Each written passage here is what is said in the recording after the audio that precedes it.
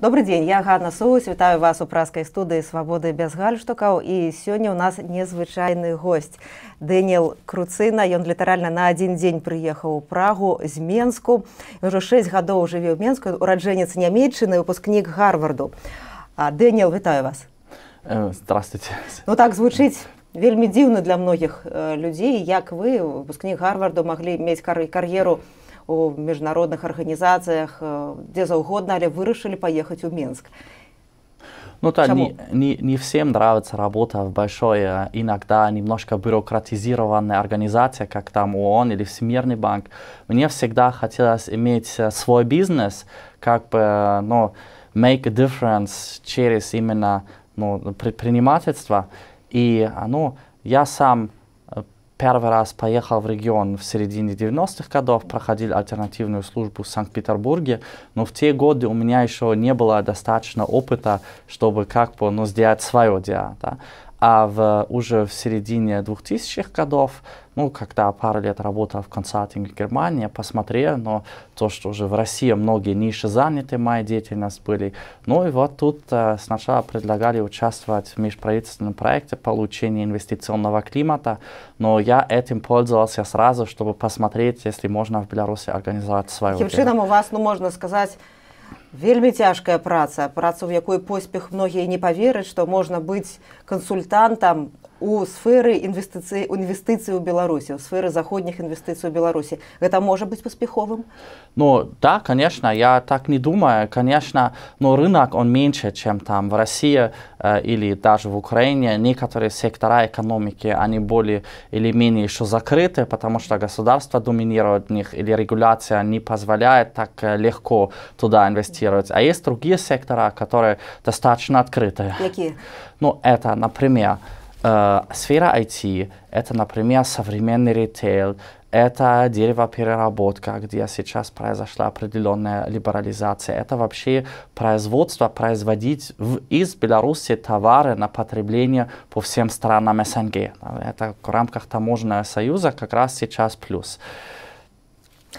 Ну ось вы працавалі дзеля паляпшэння інвестыцыйнага клімата ў Беларусі. Натуральна, што Нямецчына, заходнія краіны вельмі зацікаўленыя ў тым, каб укладаць грошы ў Беларусь, але умовы, інвестыцыйныя умовы ў Беларусі, паводле справаздачы Сусветнага банку, не самыя найлепшыя. Яна займае 68е месца з 183 краінаў.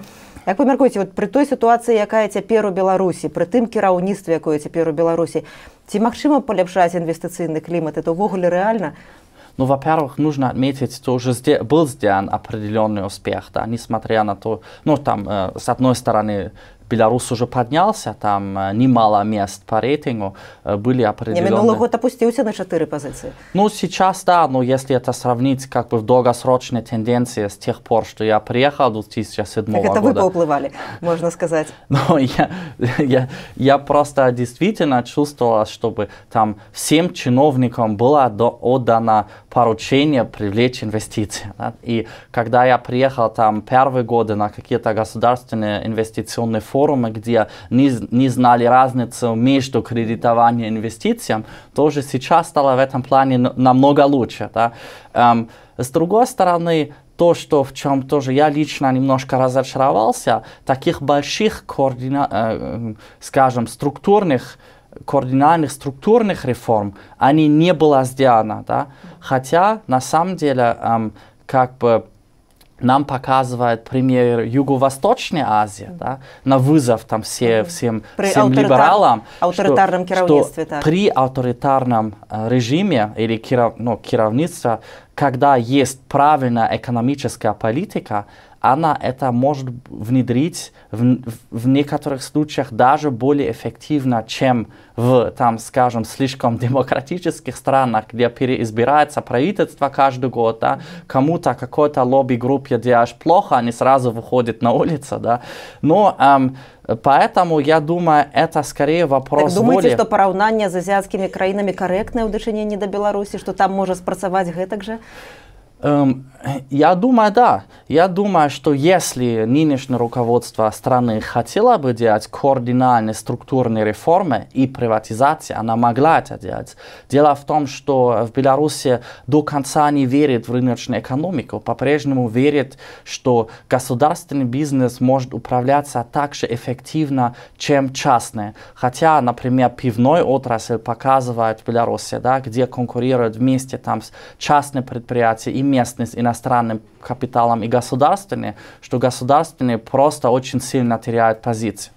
Ну і быў дрэнны прыклад інвестыцый, гэта кампанія Балтыка расійская, якая спрабавала шмат гадоў таму прыйсці ў Беларусь, і ёй былі пастаўленыя ўмовы, што яна мусіць пабудаваць некалькі лядовых палацаў, і такім чынам Балтыка сышла. Яна хацела купіць крыніцу. Такіх прыкладаў ці вы часта сустракаецеся ў сваёй працы? Ну, по Балтике как раз, ну, я не знаю предыстории, да, я уже пришел, когда Балтика все-таки решила инвестировать не изначально в Крыницу, как они спланировали, да, а потом в пивзавод Аливария, который они модернизировали, в конечном счете получили контроль. Это сейчас очень успешное предприятие, да, которое и успешно для государства, вошло недавно в топ-10 налогоплательщиков Минска, да, и для них тоже, потому что хорошая прибыль и хорошая конкурентная позиция на рынке.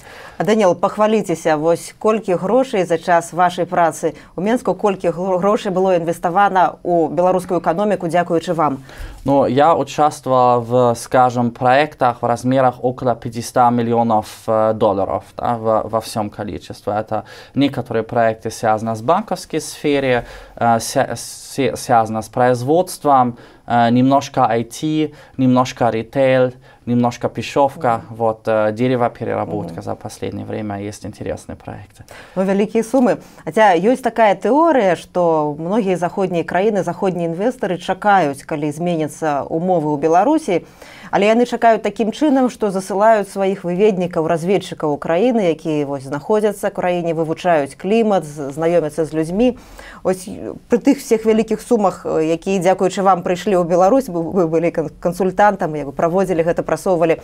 Ці вы не адчуваеце сябе таким выведнікам у засадзе, які чакае часу, калі вось, ну, сапраўды инвестиции великие пойдут? Да, скажите мне с удовольствием, где эти организации, если они меня платят, я только за. Да, мы как консалтинговая организация с этого живем.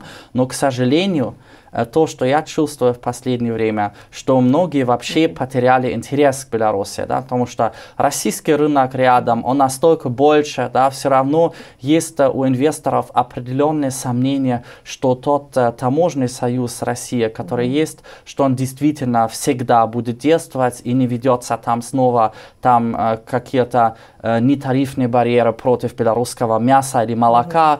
Поэтому большие компании, они часто лучше инвестируют в Россию, потому что чувствуют, но тогда у них там рынок сбыта больше. Компании, которые инвестируют в Беларусь экономики не настолько большой, а ради спроса внутреннего рынка, таких не так много. Да? Поэтому тут, я думаю, очень важно Беларусь себя показать как такой вход в новый, в таможенный союз. Да. Ну, больш вялікі рынок. Але вы зацікаўленасці не згубілі. І вы столькі гадоў у Беларусі. Ёсць у гэтым нешта асабістае, нейкі сантымент? Ну, конечно, да. Во-первых, там конкуренции меньше, да, и я лучше в Беларусь там отношусь к ведущим инвест-консультантам страны, где есть выход на лучшие бизнесмены страны, да, на культуру, которая есть, чем там работать наемным менеджером второго или третьего эшелона где-то в Москве, где-то на Западе, даже за хорошие деньги, да, в этом тоже есть частично, скажем, ну, эго или если там или какая-то другая мотивация. А зразумелі вы уже Беларусь, сутнасць яе? Ну, что для вас найбольш у Беларусі адрозніваецца ад таго, што вось у Нямецчыне ёсць, чым яна найбольш непадобная? Ну, я бы, например, даже лучше сравнивал бы с Россией, да, потому что я думал, сначала у меня был определенный бизнес-опыт с Россией, и я подумал, в Беларуси должно быть все одинаково. Да. Например, есть вопрос, если он не решается официальным путем, то он решается обязательно каким-то другим путем, только вопрос бюджета. В Беларуси откаты, такого... так званые. Ну, Наверное, да. Это коррупция, которая предоставляет собой как-то альтернативный путь решения. Да? Неважно, как к этому относиться. В Беларуси то, что в первое время мне пришлось перестраиваться, Беларусь страна, которая по большой степени двигается идеология еще. Да? Ее нужно понять. Идеология тоже можно пользоваться в свою пользу как бизнесмен. Да? Когда, например, государство против импортов и дают льготы по импортозамещению. Да. Это значит, что если ты там делаешь свое производство в Беларуси, даже с минимальной прибавленной стоимостью, ты сразу попадаешь на весь госзаказ, да, и можешь таким образом гораздо легче воевать рынок, чем если не было бы такой идеологии. Да. Но попробовать идеологию менять и думать, что мы просто будем ждать, пока Беларусь принимает правила останова мира или нынешнее белорусское производство. Руководство. Это ошибочно. Да? Таким образом, ты в Беларуси гроші не робиш. Цікава, таким чином ви можете скористатися ідеологією часом у бізнесі, але казати, коли про ідеологію не у бізнесі. Ну, наприклад, коли Білорусь на минулому тижні проголосувала супроть територіальної цілісності України і там поставила себе в один шерах з 13 країнами світу, такими як Зимбабве, Куба, Північна Корея. От тут бізнесмен натурально якби трымаецца крыху ў баку, але ж вы маеце свае асабістыя меркаванні да гэтага. Ці гэта неяк звязана з бізнесам? Ну, я не чувствую себя достаточно компетентно там глубоко комментировать. Я все-таки не политолог. Однако то, что я знаю, что в принципе западный бизнес, они понимают, что Беларусь это как бы сфера влияния России. Да? И когда, например, нас попросили уточнить, если кто-то из западных стран готов построить атомные станции или отдать свое предложение в конкуренции России, то сразу все отказались. Да? И я думаю, что это в первую очередь было не связано с тем, что они как-то боялись репутации в Беларуси, а в основном, может, это тоже в какой-то степени. Но я думаю, в большей степени, что никто не хотел ссориться с интересами России, да, потому что Россия больше рынок, да, с Россией большинство западного бизнеса хочет сотрудничать, потому что громадный рынок сбыта и громадные деньги на модернизацию. А Беларусь это потом уже за вторым шагом, если это не коснется интереса России. И в том это и беда Беларуси, да, что она так воспринимается. Даніэл, мы размаўляем, вы гаворыце па-расейску вельмі добра, я гавару па-беларуску, але вы мяне разумееце. Я ведаю, што вы ходзіце, вельмі любіце купалаўскі тэатр. І вы як за гэты час вы пазналі беларускамоўную Беларусь. Ёсць у вас сябры, ці ёсць у вас знаёмыя, ці ёсць сфера вашых зацікаўленняў, людзі, якія ствараюць беларускую культуру по-беларуску? Да, конечно, есть. И скорее это мой недостаток, что я еще не выучил белорусский. Это скорее, я знаю польский и знаю русский, что-то там, с этим как-то перемешиваться, я его понимаю.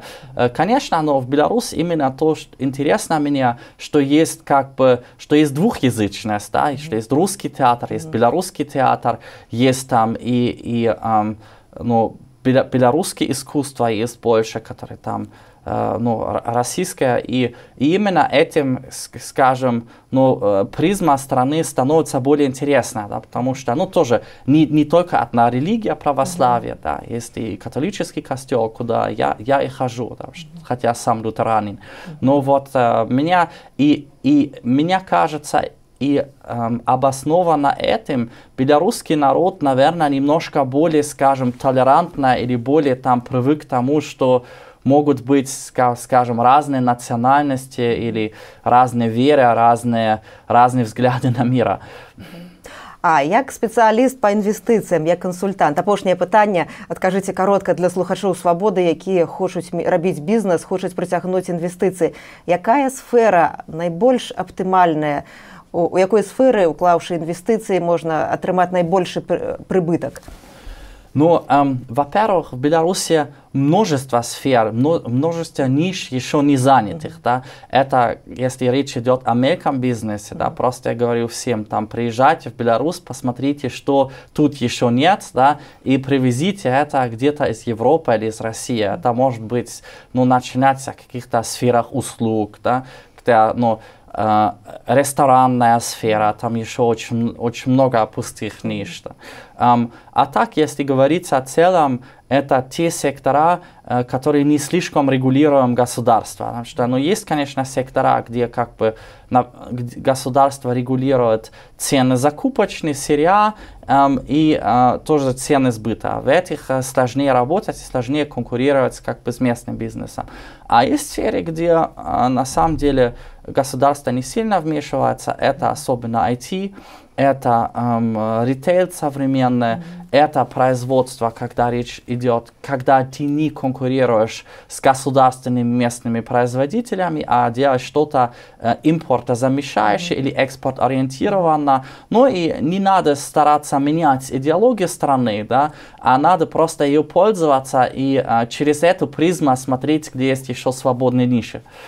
Гэта была парада гостя «Свабоды без гальштукаў» Даніэла Круцыны, кансультанта ў сферы міжнародных інвестыцый у Беларусь. Ён ураджэнец Нямецчыны, скончыў Гарвард і вось уже 6 гадоў жыве ў Менску. Пабачымся праз тыдзень. З вами была я, Ганна Соусь. Дякую, Ліка. Дякую вам вялікі.